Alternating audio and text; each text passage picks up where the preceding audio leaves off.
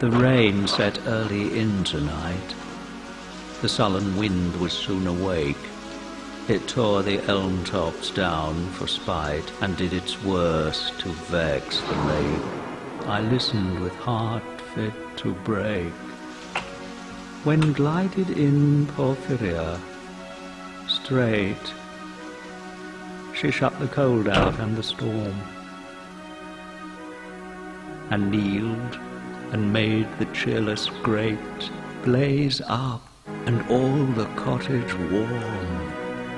Which done, she rose, and from her form withdrew the dripping cloak and shawl, and laid her soiled gloves by, withdrew her hat, and let the damp hair fall. And, last, she sat down by my side, and called me. When no voice replied, she put my arm about her waist, and made her smooth white shoulder bare, and all her yellow hair displaced, and, stooping, made my cheek lie there, and spread her yellow hair, murmuring how she loved me.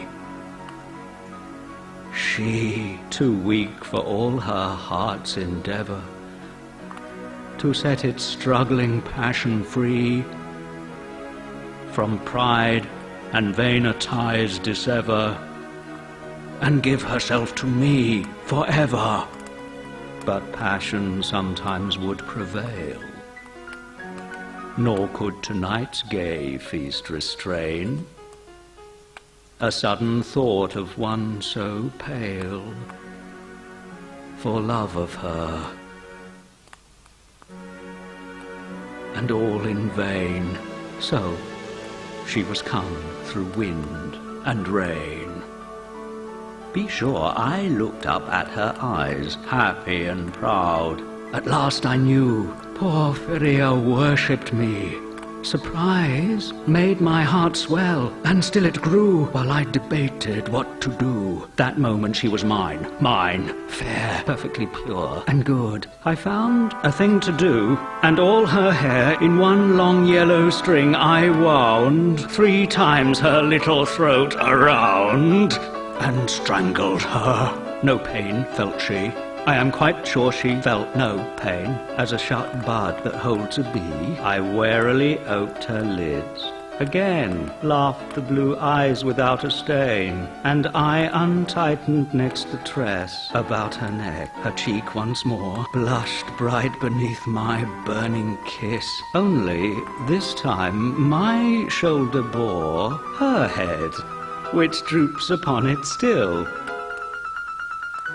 The smiling, rosy little head, so glad it has its utmost will, that all it scorned at once is fled, and I, its love, am gained instead. Porphyria's love, she guessed not how her darling one wish would be heard, and thus we sit together now, and all night long we have not stirred, and yet God has not said a word.